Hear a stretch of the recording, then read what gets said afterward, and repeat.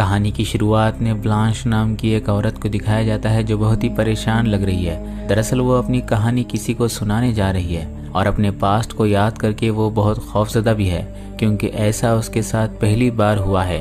अब कहानी कुछ साल पीछे जाती है, जहां हम ब्लांश को देखते हैं जो अपनी मॉम और जुड़वा बहन रोज के साथ ब्रेकफास्ट कर रही है। ये तीनों फ्रांस के एक शहर नॉर्मैंडी में एक साथ रहती हैं। ब्लांश बहुत ही मासूम लड़की होती है, जबकि रोज काफ़ी होशियार होती है। हालांकि वो ब्लांश से 10 मिनट छोटी होती है, पर वो एक बड़ी बहन की तरह ब्लांश का ख्याल रखती है। वो उसके लिए एक इन्फ्लुएंसर की तरह होती है। ब्लांश का कुछ ही दिन पहले एक लड़के से ब्रेकअप हुआ है, जिससे आजकल वो बहुत उदास रहती है। इसलिए उसकी बहन रोज आज उसे एक लड़के से मिलाने जा रही है। हालांकि ब्लांश उस लड़के से मिलना नहीं चाहती, पर अपनी बहन रोज का दिल रखने के लिए वो उसके साथ सी साइड क्लब जाती है, जहां रोज अपने दोस्तों के साथ एंजॉय कर रही होती है। वहीं ब्लांश एक जगह बैठ जाती है, क्योंकि वहां भी उसका मन नहीं लगता। तभी ग्रेग नाम का एक हैंडसम लड़का उसके पास आता है, जो उसी का क्लासमेट हुआ करता था, जो पहले तो दुबला पतला सा नजर आता था, पर अब वो काफी फनी और अट्रैक्टिव दिखने लगा है।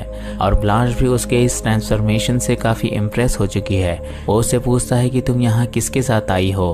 ब्लांश उसे बताती है कि मैं यहाँ अपनी जुड़वा बहन रोज के साथ आई हूँ, जो मुझे एक लड़के से मिलाने वाली थी, पर मुझे नहीं लगता कि अब वो लड़का आएगा। ये सुनकर ग्रेग उससे कहता है कि तब तो ये पल मेरे लिए लकी साबित हुआ। दरअसल वो अब उसे पसंद करने लगा है। वो उससे पूछता है कि तुम क्या करती हो। ब्लांश उसे बताती है कि मैं एक फ्रेंच टीचर हूँ, तुम क्या करते हो। जिस पर ग्रेग उससे कहता है कि मैं एक बैंकर हूँ, जबकि मैं एक पायलट बनना चाहता था। ब्लांश उससे पूछती है कि फिर तुम पायलट क्यों नहीं बने। वो उससे कहता है कि मुझे नहीं पता। ब्लांश को उसका ये जवाब काफी अजीब लगता है और उसे लगा कि वो ड्रिंक कर रहा है, वो अल्कोहलिक है। जिस पर ग्रेग उससे कहता है कि मैं रोज नहीं पीता, अगर मैं अल्कोहलिक होता भी तो तुम्हें जरूर बताता, क्योंकि मेरे लिए तुम बिल्कुल सही लड़की हो। ये सुनकर ब्लांश उससे पूरी तरह इम्प्रेस हो जाती है। जिसके बाद वो उसे डांस के लिए पूछता है और ये दोनों डांस करते करते एक दूसरे के करीब आ जाते हैं। तभी रोज देखती है कि वो ब्लांश को उससे दूर ले जा रहा है, और ये सीन इस पूरी कहानी का मेन थीम होता है। जिसके बाद हम इन दोनों को बीच हाउस में देखते हैं, जहाँ ग्रेग उसके लिए कॉफी बनाता है। वो उससे कहता है कि मुझे अब जाना होगा। ब्लांश उससे पूछती है कि कहाँ जा रहे हो, जिस पर वो उसे कुछ नहीं बताता। ये देखकर ब्लांश थोड़ी कंफ्यूज रह जाती है। उसे लगा कि शायद अब वो उससे कांटेक्ट नहीं करेगा, पर साथ ही वो बहुत खुश थी, क्योंकि कई दिन बाद उसकी वीरान से जिंदगी में ग्रेग जैसे हैंडसम लड़के ने एंट्री ली है। जिसके बाद रोज उसे फोन करके ये पूछती है कि क्या तुम ग्रेग से दोबारा मिलना चाहोगी। जिस पर ब्लांश उससे कहती है कि मुझे नहीं पता, हाँ अगर उसने मुझे दोबारा कॉल किया तो। ब्लांश का ऐसा जवाब सुनकर रोज उससे कहती है कि अगली बार उसने तुम्हें कॉल किया तो तुम उसे इग्नोर कर दो। पर ब्लांश बहुत ही मासूम होती है, वो उसे इग्नोर नहीं कर पाती, बल्कि वो उसे अपना पूरा वक्त देती है, जिससे इन दोनों के बीच मुलाकातें शुरू हो जाती हैं। वो अपनी मॉम को बताती है कि ग्रेग लोगों में मुझे अपनी बीवी के रूप में इंट्रोड्यूस करता है, जो कि मुझे बहुत अच्छा लगता है, और उसकी ऐसी ही बातें मुझे उसके करीब ले जाती हैं, और शायद मुझे उससे प्यार हो गया है। जबकि रोज उसकी बात से इत्तेफाक नहीं रखती। वो उनसे कहती है कि ऐसा जरूरी नहीं कि एक लड़का एक लड़की से प्यार करे तो बदले में लड़की भी उससे प्यार करना शुरू कर दे, वो भी इतनी जल्दी, और मुझे नहीं लगता कि ब्लांश उससे प्यार करती है। जिसके जवाब में ब्लांश उससे कहती है कि मेरी उम्र की लड़कियां किसी को समझने में वक्त बर्बाद नहीं करती, बल्कि रिश्ता निभाने में यकीन रखती हैं। कुछ दिन बाद हम ब्लांश को देखते हैं जो ग्रेग के साथ पेरिस घूमने जा रही है, और रोज उससे कहती है कि आओ मैं तुम्हें एक नया लुक देती हूँ। दरअसल वो उसका हेयर स्टाइल चेंज कर देती है ताकि वो ग्रेग को सरप्राइज दे सके। ब्लांश को लगा कि ग्रेग को उसका नया लुक पसंद आएगा, पर वो उससे कहता है कि ऐसे हेयर स्टाइल्स मुझे पसंद नहीं आते। ये सुनकर ब्लांश थोड़ी अपसेट हो जाती है और उससे कहती है कि टेंशन मत लेना, ये कुछ दिन में वापस पहले जैसे हो जाएंगे। ग्रेग उसे देखकर समझ जाता है कि वो उससे क्या सुनना चाहती थी, इसलिए वो उससे कहता है कि कभी कभी मैं इडियट जैसा बर्ताव करता हूँ, तुम पर हर चीज सूट करती है, मेरा यकीन करो। जिस पर ब्लांश उसे सिर्फ एक स्माइल देती है। जिसके बाद ये दोनों पेरिस घूमने जाते हैं, जहाँ ग्रेग उसके बारे में सब कुछ जानने की इच्छा जताता है कि उसे क्या पसंद है, वो क्या पढ़ती है, उसके फोन में फोटोज किसकी हैं, उसका एक्स बॉयफ्रेंड कौन था और वो अब कहाँ रहता है, जो कि ब्लांश के लिए तो बहुत केयरिंग भी था और थोड़ा अजीब भी। पर वो बहुत खुश थी। इसलिए एक दिन वो उससे कहती है कि मुझे तुमसे प्यार हो गया है और मैं अपनी सारी जिंदगी तुम्हारे साथ गुजारना चाहती हूँ। जिसके बाद हम उसे एक डॉक्टर के पास देखते हैं जहाँ उसे पता चलता है कि वो प्रेग्नेंट है, पर वो इतनी श्योर नहीं कि ग्रेग ये सुनकर क्या कहेगा, वो इस बच्चे को अपनाएगा कि नहीं। जिस पर डॉक्टर उससे ये कहता है कि तुम इस बारे में अपने पार्टनर से बात करो। तभी हम ग्रेग को देखते हैं जो ये सुनकर बहुत खुश है, पर वो चाहता है कि ब्लांश ये बात 3 महीने तक किसी को न बताए, यहाँ तक कि उसकी फैमिली को भी नहीं, क्योंकि उसे ये डर है कि ऐसा करने से होने वाले बच्चे को नुकसान होगा। हालांकि ब्लांश को उसकी बातें बहुत अजीब लग रही थीं, पर वो बहुत खुश थी क्योंकि अब उन दोनों की शादी होने वाली थी। पर रोज को देखकर ऐसा नहीं लगता कि वो ब्लांश के इस फैसले से खुश है, फिर भी वो ब्लांश की खुशी की खातिर चुप रहती है। अब शादी के कुछ दिन बाद उन्हें पता चलता है कि ग्रेग का ट्रांसफर मेट सिटी के किसी रिमोट एरिया में हो चुका है, जिस पर उन दोनों को उसी जगह शिफ्ट होना पड़ता है। एक तरफ ग्रेग सामान पैक कर रहा होता है और दूसरी तरफ रोज उसे गुस्से भरी निगाहों से देख रही होती है, क्योंकि वो ब्लांश को उससे दूर ले जा रहा है। ग्रेग उससे कहता है कि मुझे ऐसे मत देखो, मैं चाहकर उसे तुमसे दूर नहीं ले जा रहा, मेरा ट्रांसफर हो चुका है। जिस पर रोज उससे पूछती है कि क्या तुम उसे वहाँ खुश रख पाओगे। वो उससे कहता है कि अगर तुम उसके जाने से उदास हो तो वो वहाँ कभी खुश नहीं रह पाएगी, बेहतर है कि तुम उसे अच्छे से विदा करो। जिसके बाद हम ब्लांश को देखते हैं जो ग्रेग के साथ मेट सिटी में शिफ्ट हो चुकी है, जहाँ कुछ महीने बाद उन दोनों को एक लड़की होती है और ये तीनों एक साथ बहुत खुश रहते हैं। तभी कहानी प्रेजेंट में दिखाई जाती है जिसमें हम एक औरत को देखते हैं जिसे ब्लांश ये कहानी सुना रही थी। वो औरत उससे कहती है कि सब कुछ तो ठीक चल रहा था, फिर प्रॉब्लम क्या थी। तभी कहानी फ्लैशबैक में दिखाई जाती है जहां ये दोनों एक रेस्टोरेंट में होते हैं और ग्रेग को पता चलता है कि ब्लांश को एक स्कूल में फ्रेंच टीचर की जॉब मिल चुकी है जो घर से 25 किलोमीटर की दूरी पर है। ग्रेग कहता है कि तुम स्कूल कैसे जाओगी जबकि हमारे पास तो सिर्फ एक ही कार है। ब्लांश उससे कहती है कि मैं बस के जरिए जाऊंगी। ग्रेग कहता है कि ठीक है, पर बच्ची का ख्याल कौन रखेगा। जिस पर वो उससे कहती है कि मैं उसे डे केयर सेंटर में छोड़ूंगी। ग्रेग कहता है फिर भी तुम थक जाओगी। ये सुनकर ब्लांश गुस्से में ये कहती है कि मैंने बहुत आराम कर लिया है। तभी उसी रेस्टोरेंट में इत्तेफाक से ग्रेग का बैंक मैनेजर जेरेमी आता है और ग्रेग उसे ब्लांश से मिलाता है। वो ब्लांश से कहता है कि मुझे बहुत खुशी है कि आप वापस अपने शहर आ गई जहां आप पैदा हुई। ये सुनकर ब्लांश उसे क्लियर करती है कि मैं यहाँ नहीं बल्कि नॉर्मैंडी में पैदा हुई और ये शहर मेरे लिए नया है। ये सुनकर वो ग्रेग से कहता है कि तुमने इसी खातिर मुझसे रिक्वेस्ट की थी ना कि तुम्हारी बीवी यहाँ की रहने वाली है, इसीलिए मैं तुम्हारा ट्रांसफर नॉर्मैंडी से यहाँ कर दूं। तभी ब्लांश ये समझ जाती है कि ग्रेग ने उससे झूठ कहा कि बैंक वालों ने उसे मेट सिटी ट्रांसफर किया, जबकि ग्रेग ने खुद उनसे ये रिक्वेस्ट की थी कि वो उसका ट्रांसफर नॉर्मैंडी से यहाँ कर दे। ब्लांश उससे पूछती है कि तुमने मुझसे झूठ क्यों बोला। ग्रेग उससे कहता है कि तुम पहले अपना खाना खा लो। जैसे ही वो दोनों घर आते हैं, ग्रेग उससे कहता है कि जब मैं तुम्हारी जिंदगी में नहीं था तो तुम बहुत उदास थी। तुम्ही ने तो मुझसे कहा कि तुम मेरे साथ पूरी जिंदगी गुजारना चाहती हो, इसीलिए मैं तुम्हें यहाँ लेकर आया ताकि तुम अपना पास्ट भुला सको और ये फैसला हम दोनों का था। जिस पर ब्लांश कहती है कि हाँ, पर मेरा मतलब ये नहीं था कि तुम मुझे घर से इतनी दूर लेकर आओ, वो भी इस जंगल जैसी जगह में। ग्रेग कहता है घर से दूर? तो फिर मैं कौन हूँ? तुम किसके साथ आई हो? ठीक है, मैंने तुमसे झूठ बोला क्योंकि मैं तुमसे प्यार करता हूँ और मुझे इस बात का हमेशा डर रहता है कि कहीं मैं तुम्हें खो ना दूं। क्या तुमने कभी मुझसे झूठ नहीं कहा? जैसे कि मेरी कोई बात तुम्हें पसंद नहीं आती फिर भी तुम मेरी खुशी की खातिर उस बात को एग्री करती हो, ये भी तो एक तरह का झूठ ही हुआ ना। ब्लांश कहती है हाँ शायद। जिस पर ग्रेग कहता है तो फिर प्रॉब्लम सॉल्व हो चुकी है क्योंकि हम दोनों ने एक दूसरे से झूठ कहा। इसी तरह मुझे भी तुम्हारा जॉब करना पसंद नहीं, पर मुझे तुम्हारी खुशी की खातिर इस बात को एग्री करना पड़ रहा है, जबकि मैं चाहता हूँ कि तुम घर पर आराम से रहो। दरअसल वो ब्लांश को बातों में घुमा रहा होता है ताकि वो उसे जॉब करने से रोक सके, पर इस बार वो उसकी कोई बात नहीं सुनती। जिस पर ग्रेग उससे कहता है तो फिर ठीक है, मैं तुम्हारी खुशी की खातिर अपना ट्रांसफर वापस नॉर्मैंडी कर लेता हूँ ताकि तुम अपनी फैमिली के नजदीक रह सको। तभी ब्लांश उससे कहती है कि अगर तुमने अपना ट्रांसफर यहाँ से वापस नॉर्मैंडी किया तो मुझे लगेगा कि तुम ये चाहकर कर रहे हो ताकि मैं ये जॉब ना कर सकूं। जिस पर ग्रेग उससे कहता है कि क्या तुम यहाँ अकेले खुश रह पाओगी। जिस पर वो कहती है हाँ, मैं खुश रहूंगी अगर मेरे जॉब करने से तुम खुश रहे तो।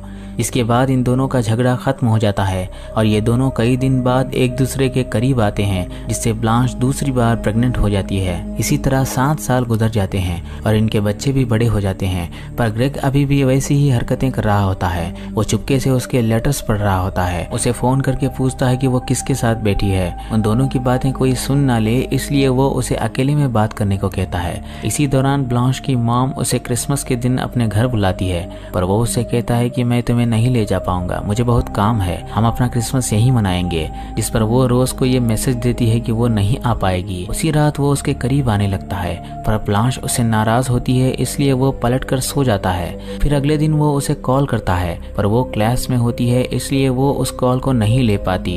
इसलिए उसी रात वो गाड़ी एकदम तेज चलाता है। वो कहती है कि गाड़ी धीरे चलाओ, जिस पर वो उससे कहता है कि तुम टीचर हो, इसका मतलब ये नहीं कि तुम मुझे गाड़ी भी चलाना सिखाओ, क्या तुम्हें मुझ पर यकीन नहीं है। ये कहकर वो चलती गाड़ी के लाइट्स ऑफ कर देता है, जिससे ब्लांश डर जाती है और वो उससे कहती है कि हाँ मैं तुम पर यकीन करती हूँ, तुम लाइट्स ऑन करो। ये सुनकर वो लाइट्स ऑन करके उसे सॉरी कहता है। वो बच्चों के साथ तो बड़े प्यार से रहता है, लेकिन ब्लांश के लिए वो एक सरदर्द बन जाता है। एक दिन रोज अपने बॉयफ्रेंड को लेकर उसके घर आती है। वो उससे कहती है कि तुम्हारी तरह मुझे भी इस लड़के से प्यार हो गया है, वो मेरा बहुत ख्याल रखता है और तुम्हारी तरह मैंने भी ये फैसला किया है कि मैं सिर्फ इसी लड़के से शादी करूंगी। उसी रात रोज ये गौर करती है कि उन दोनों के बीच कोई बात नहीं हो रही, वो पहले की तरह खुश नहीं है। उसे लगा कि ब्लांश बस का सफर करके थक जाती होगी, इसीलिए वो उसे अपनी कार दे देती है।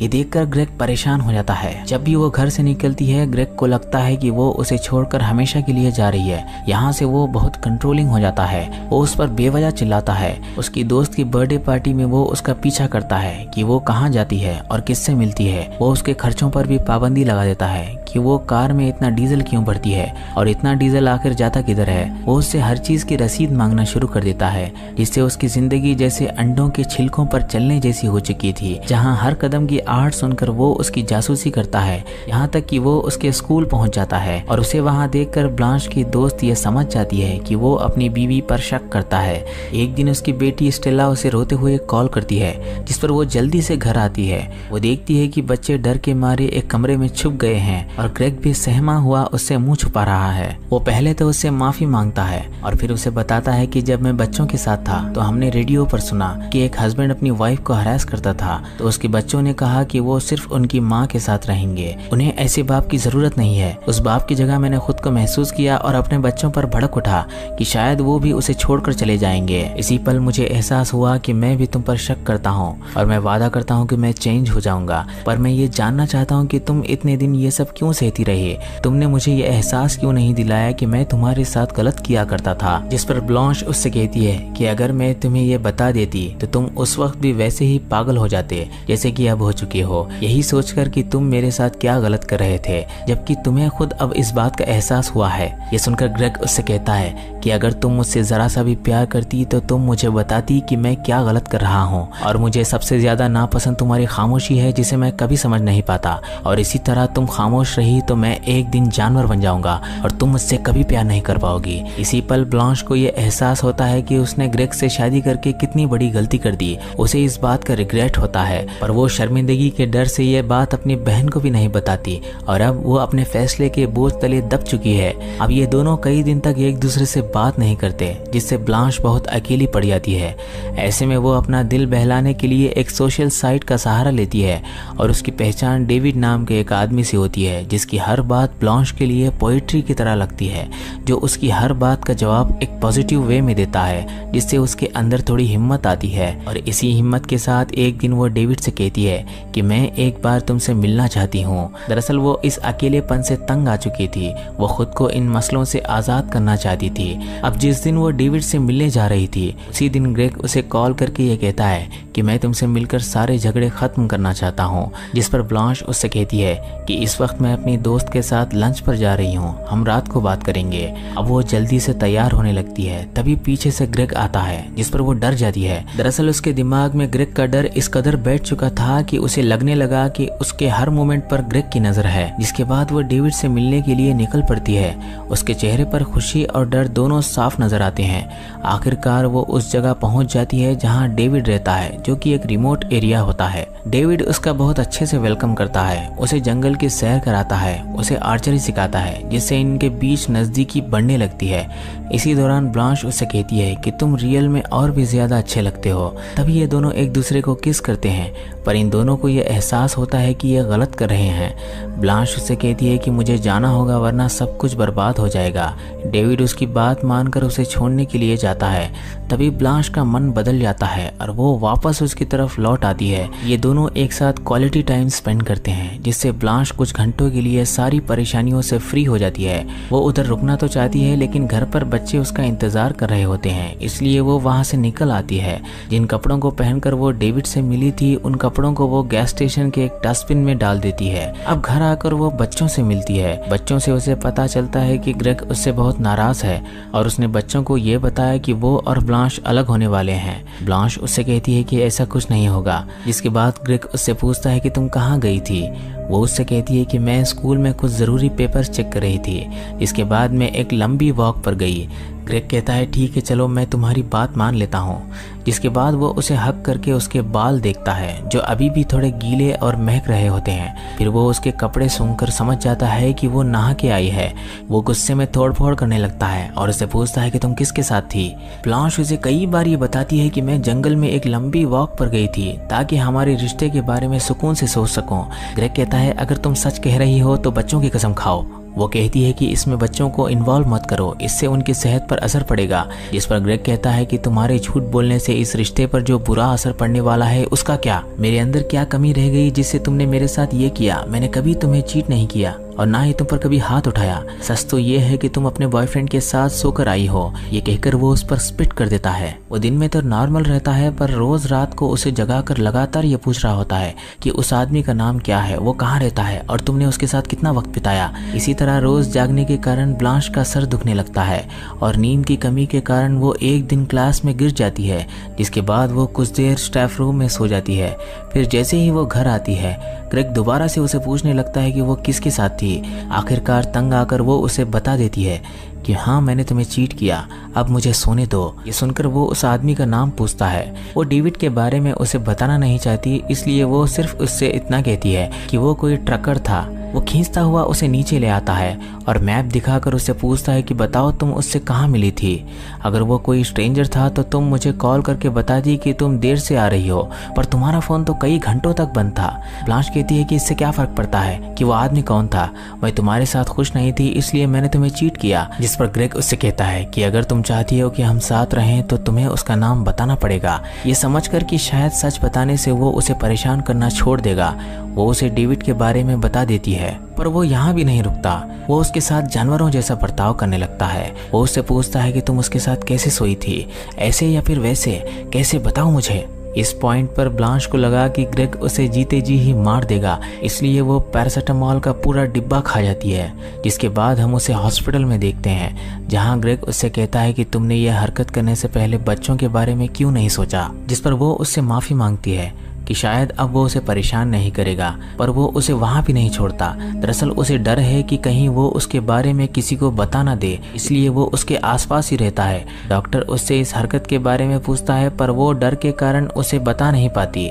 तभी वो देखता है कि ब्लांश बार बार ग्रेग की तरफ देख रही है, इसलिए वो उससे कहता है कि ठीक है तुम घर जा सकती हो। इस पर ब्लांश घबरा जाती है और उसे कहती है कि मैं घर नहीं जाऊंगी। ये देखकर वो समझ जाता है और उससे कहता है कि तुम परेशान मत होना, मैं कुछ दिन तुम्हें एक रिहैब सेंटर में रखूंगा। वहाँ तुम्हारे साथ एक और पेशेंट भी होगी जो तुम्हें प्रोटेक्ट करेगी, पर याद रहे ये सिर्फ कुछ ही दिन के लिए होगा और इसी दौरान तुम सोच सकती हो कि तुम्हें आगे क्या करना है। अब जैसे ही वो रिहैब सेंटर पहुंचती है, वो नर्स से कुछ पेपर्स और पेन मंगवाकर उसमें सब कुछ लिख देती है जो ग्रेग शुरुआत से उसके साथ करता आ रहा है। जिसके बाद वो रोज को कॉल करके ये कहती है कि मुझे तुम्हारी मदद चाहिए। अगले दिन रोज वहाँ पहुँच जाती है। ग्रेग उसे देखकर घबरा जाता है, पर वो उससे कहती है कि मेरी ब्लांश से बात हो चुकी है, वो बहुत जल्द वापस आ जाएगी, पर मैं बच्चों को अपने साथ ले जा रही हूँ ताकि तुम भी काम पर जा सको। इसके लिए ग्रेग भी मान जाता है। अब वो बच्चों को ब्लांश के पास ले जाती है और ब्लांश उसे वो लेटर्स देती है जिन्हें पढ़कर रोज के आंसू निकल जाते हैं। आखिरकार वो ठीक होकर वापस घर आती है क्योंकि वो आखिरी बार उसका सामना करना चाहती है। जहां वो उससे कहती है कि वो उससे तलाक लेना चाहती है। वो उससे कई सवाल पूछता है पर वो उसका कोई जवाब नहीं देती, जिससे वो खुद पर अपना कंट्रोल खो देता है और उसका गला दबाने लगता है। तभी वो खुद को आईने में देखता है और जैसा कि उसने ब्लांश से कहा था कि इसी तरह तुम खामोश रही तो एक दिन मैं जानवर बन जाऊंगा और तुम मुझसे कभी प्यार नहीं कर पाओगी। ये सोचकर उसके अंदर की बची कुची इंसानियत जाग जाती है और वो उसे छोड़ देता है। वहीं ब्लांश भी उसके साथ बिताए हुए उन पलों को वहीं छोड़कर वापस नॉर्मैंडी आ जाती है, जिसके बाद वो उस औरत के पास जाती है जिसे वो अपनी पूरी कहानी सुना रही थी, यानी कि वो औरत एक लॉयर है। अब हम उसे कोर्ट में देखते हैं जहां उसने डिवोर्स पिटीशन दर्ज की है। वहीं ग्रेग भी होता है जो उसे मनाने की बहुत कोशिश करता है, पर वो उसकी तरफ देखे बगैर ही आगे निकल जाती है और इसी के साथ ये कहानी खत्म हो जाती है। ये कहानी आजकल की कुछ लव मैरिजेस में हस्बैंड्स की तरफ से किए गए फिजिकल और मेंटल अब्यूज पर बेस्ड है, जिसमें एक औरत अपने फैसलों का बोझ उठाते हुए जुल्म सहने पर मजबूर हो जाती है। ऐसे हालात में चुप रहना काफी खतरनाक साबित हो सकता है और इस पर एक्शन लेना कितना जरूरी है, ये इस कहानी का संदेश है। उम्मीद है यह कहानी आपको पसंद आई होगी।